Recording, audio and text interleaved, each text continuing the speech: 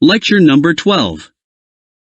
Welcome back to the 12th lecture of Sociology, guys. I hope that so far the information you learned has proved helpful to you. Anyway, last time we finished education, and in this lecture we are going to discuss the common yet anomalous phenomenon of crime. What is crime?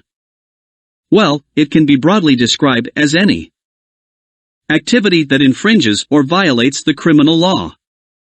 Criminal law deals with almost all types of crimes, i.e. murder, rape, theft, etc.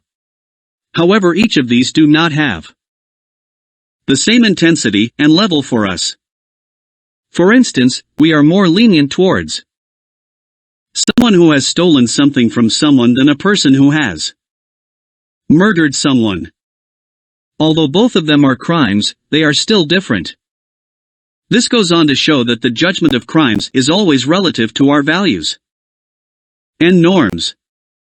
Hence, in a way we create crime and deviance rather than the person himself. For example, marriages to cousins in Pakistan are seen as normal, but the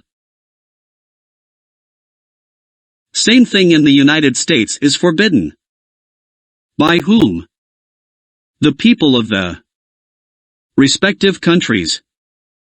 This same point was raised by American sociologist Howard Becker, who said that groups create deviance by making laws, the infraction of which constitutes deviance in a society. He said that all societies create laws and try at some time to enforce these laws on their members. Therefore, those who violate these laws are labeled as outsiders and are disapproved by the society.